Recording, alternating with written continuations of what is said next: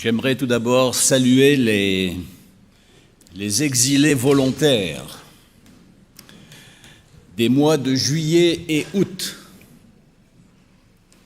ceux qui ont survécu à des centaines de kilomètres de bouchons pour rejoindre les lieux de plage, de soleil. Et vous avez survécu, vous êtes revenus bronzés, souriants, reposés. Du moins, je l'espère, pour cette nouvelle année qui va commencer, surtout pour tous ceux qui vont œuvrer dans le ministère de l'Éducation, ici sur le campus.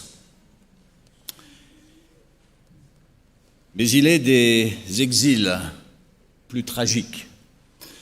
L'exil est un fait de société que l'on voit de plus en plus aujourd'hui.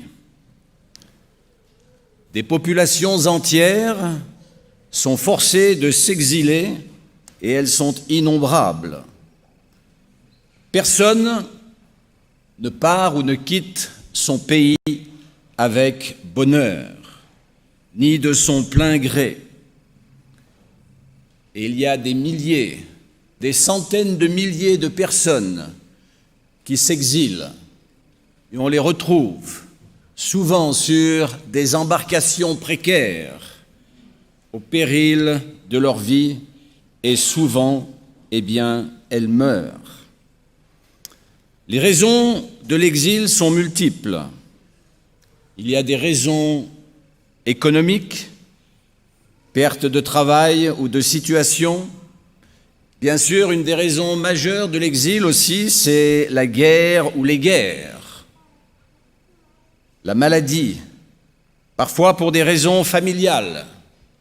Il y a des exils sur dénonciation, il y a des exils par trahison, il y a des exils à cause du mensonge.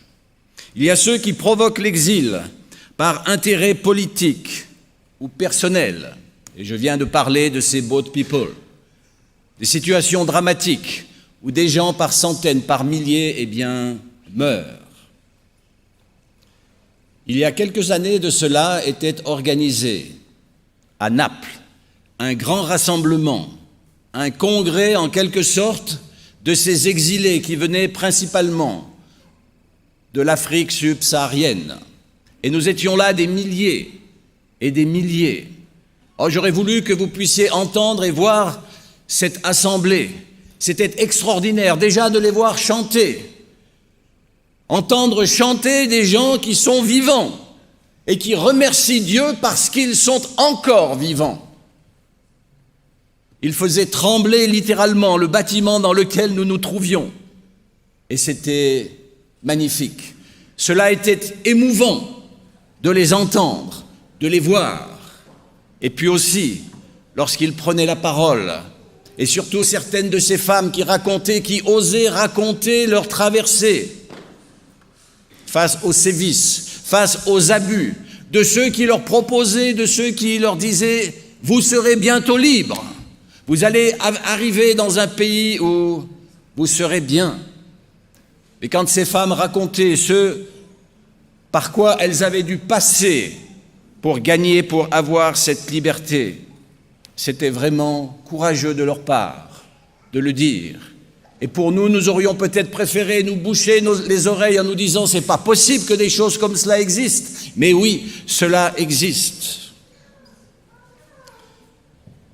Il y a ceux qui s'enrichissent en profitant de la misère de leurs semblables. Il y a ceux qui subissent l'exil et que l'on oublie. Cela est malheureusement le pain quotidien de notre société. Il y a aussi les exilés de l'Église. Qui ne connaît un de ces exilés de l'Église? Il y a tout juste quelques semaines, une personne me confiait et me disait « Oui, depuis que je ne suis plus membre de l'Église, depuis que je ne viens plus à l'Église, je ne reçois plus aucune visite. Et cela depuis des années. » Oui, cela existe. Les personnes sont écartées parfois dans un silence assourdissant, abandonnées. Et peut-être qu'on se dit même si on pouvait les mettre sur une île et les oublier, surtout s'ils pouvaient seulement se faire oublier. Quelle bonne conscience serait alors la nôtre? Lorsque j'étais à Marseille, il y a quelques années de cela, je me suis passionné pour l'histoire d'Edmond Dantès. Qui ne connaît Edmond Dantès au travers des écrits d'Alexandre Dumas, ce mystérieux comte de Monte Cristo? Et j'ai bien sûr été plusieurs fois sur l'île où se trouve le château d'If, où se déroule l'intrigue. J'en ai fait le tour en barque avec un pêcheur plusieurs fois. Et il était facile d'imaginer, il était facile de rêver, de penser au pourquoi de son exil, aux multiples rebondissements de son existence, au soutien de l'abbé Faria et à la fin tragique de ses détracteurs. Mais venons-en à un autre exilé, Jean, dit le bien-aimé, se trouve lui aussi en exil. Il se trouve sur une île, l'île de Patmos, en mer Égée. Et l'on pourrait se dire, mais c'est génial, la mer bleue, le soleil, les vacances, quoi.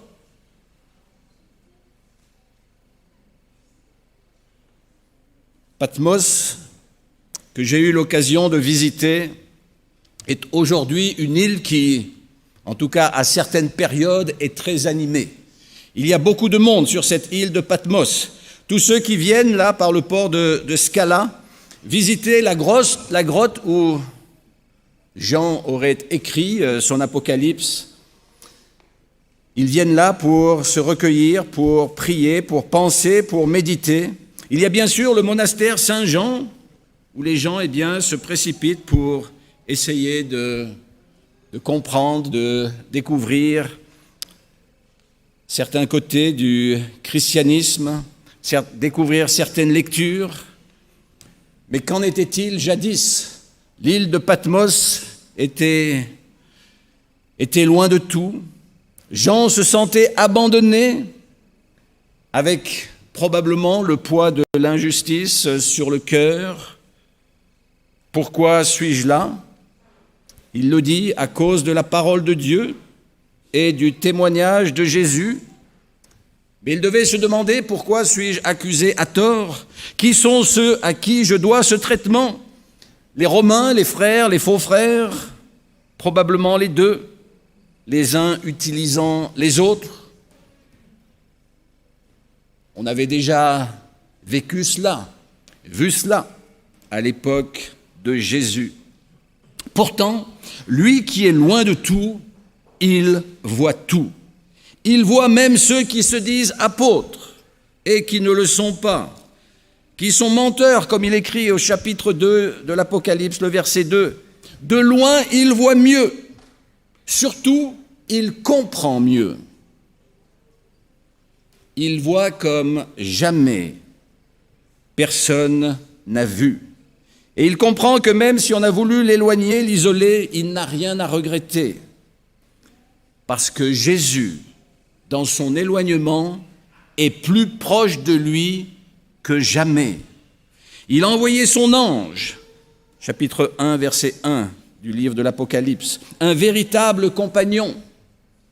Cet ange, c'était en quelque sorte son abbé Faria. Et Jean va découvrir un immense trésor de vérité et une espérance fantastique. Il va entendre des choses extraordinaires. Il va voir en vision ce que nul œil n'a vu.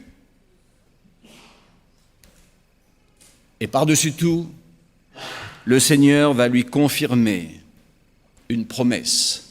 La promesse qu'il vient, qu'il revient. Vous vous souviendrez que 80 ans plus tôt, il avait entendu de la bouche même de Jésus, « Je reviendrai, je m'en vais, je vais vous préparer une place, mais je reviendrai parce que là où je suis ou là où je vais, je veux que vous y veniez aussi, que vous y viviez, que vous y soyez aussi. Et c'est ainsi que Jésus confirme pour lui cette promesse extraordinaire qu'il revient. Quelle formidable révélation! De quoi lui faire oublier son exil. Et puis en même temps, après lui avoir annoncé des choses merveilleuses, montré ce qui doit arriver, eh bien il lui montre aussi des choses qui peut-être sont moins plaisantes. Avant ce retour, il doit aussi se passer certaines choses. Et Jésus va, entre autres, lui faire voir l'état de son Église. Et cet état n'est pas brillant. Mais à chaque fois, Jésus lui donne des recommandations, ou à chaque fois que Jésus lui donne des recommandations et des encouragements, sont là également. Il lui dit, lis, entends et garde les choses de la prophétie. Repens-toi, malgré tes trahisons, tes mensonges, le meilleur est encore possible. Sois fidèle jusqu'à la mort. Abandonne ton impudicité. On pourrait ajouter tes adultères, tes viols, tes incestes et autres. Tout cela fait aussi partie de l'Église du Seigneur. Tout cela fait aussi partie de ce que Jean voit et découvre.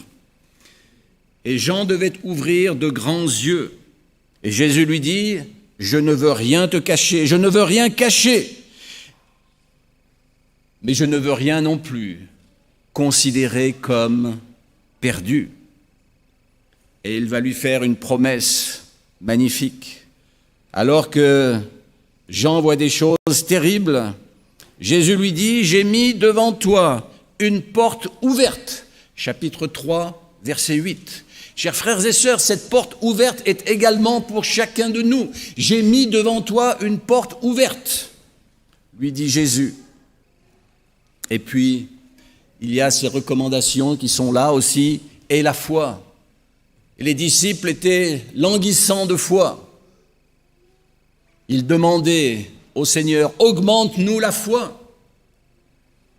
Et il y aurait là aussi une belle prédication à faire. Mais reconnais, Jean, que la grâce est là. Et Jean continue d'être ébahi quand il découvre l'amour du Seigneur. Et de son exil, il entend, il voit et comprend l'essentiel, mieux que jamais. Il l'entend tout d'abord pour lui, et ensuite, il veut le transmettre. C'est en tout cas ce que nous pouvons lire, peut-être encore une fois, dans le chapitre 1er. Après le verset 9, je continue la lecture. « Je fus ravi en esprit au jour du Seigneur, et j'entendis derrière moi une voix forte, comme le son d'une trompette qui disait, « Ce que tu vois, écris-le dans un livre, et envoie-le aux 7 églises d'Éphèse, Smyrne, Pergame, Thyatire, Sardes, Philadelphie et Laodicée. » Et tout ce que Jean a écrit quelque part nous concerne aussi. Peut-être pas pour toutes les conditions, toutes les situations, mais nous pouvons tirer leçon de tous ces écrits que Jean a voulu transmettre aux églises, à ses églises, à son église, à l'église du Seigneur. Parce que le message de Jésus doit être entendu de tous, eux, vous, moi.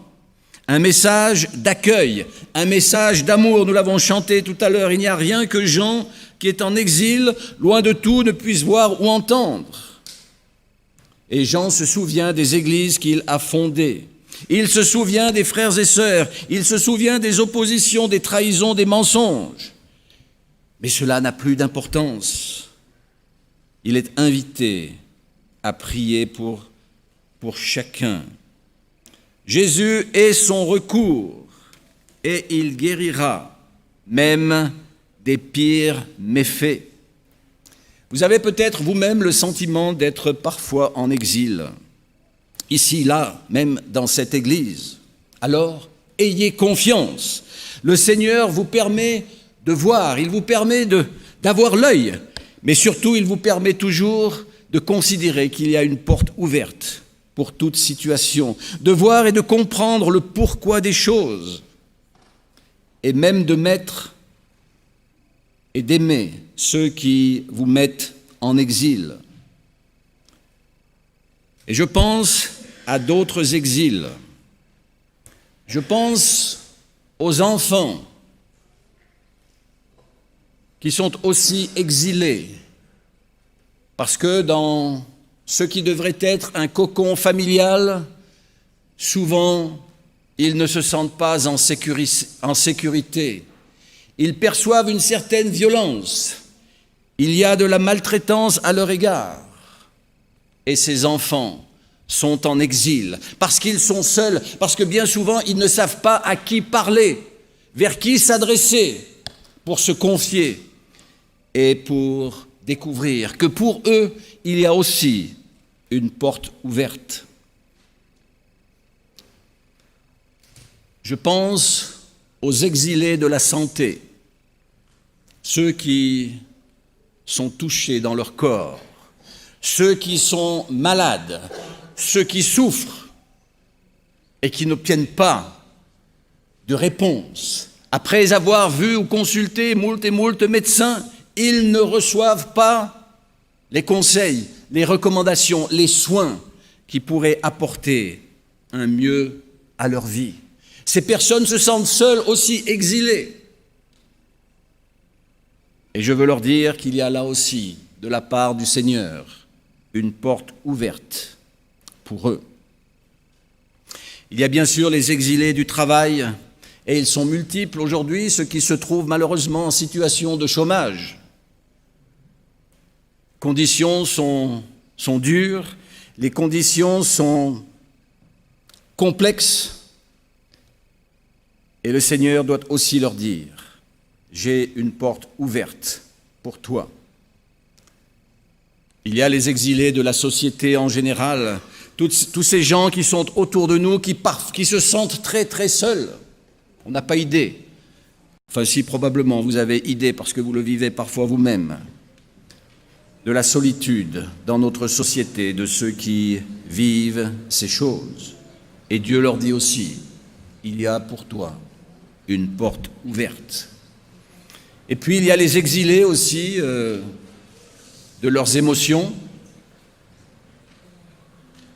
Ça bout à l'intérieur, il y a le stress, il y a les larmes, il y a les cris, et ces personnes se sentent seules, exilées, abandonnées.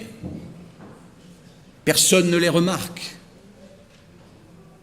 Ils ne savent pas vers qui se tourner, ils ne savent pas qui regarder. Et pour eux aussi, le Seigneur veut leur dire, mon frère, ma sœur, il y a pour toi une porte ouverte.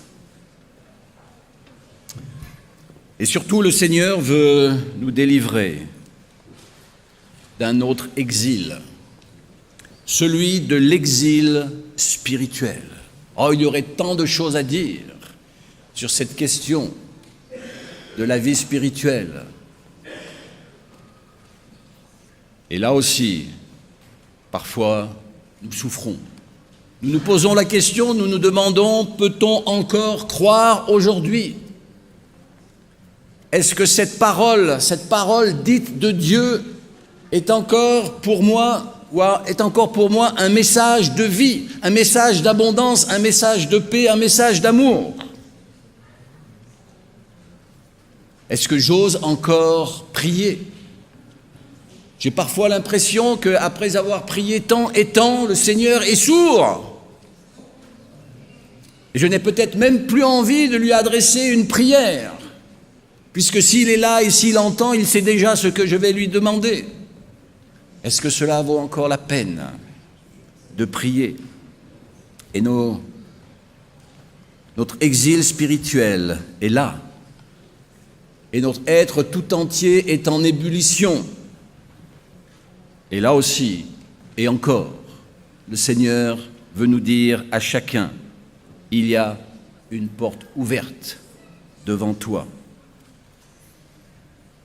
Soyez assurés, chers frères et sœurs, que le Seigneur ne vous mettra, lui, jamais en exil.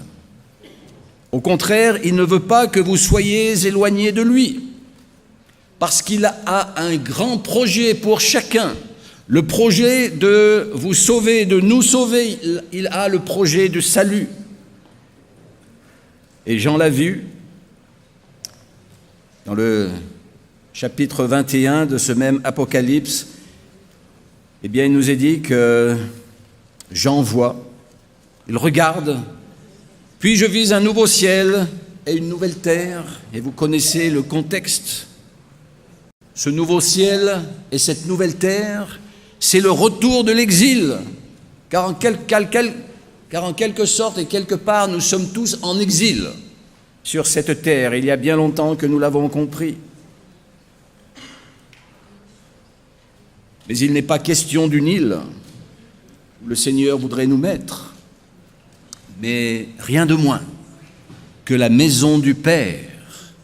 C'est là que tous les exilés se retrouveront, dans la maison du Père, auprès de celui qui les aura sauvés, parce que Dieu est amour, parce que Dieu est salut. Alors, bon retour de l'exil.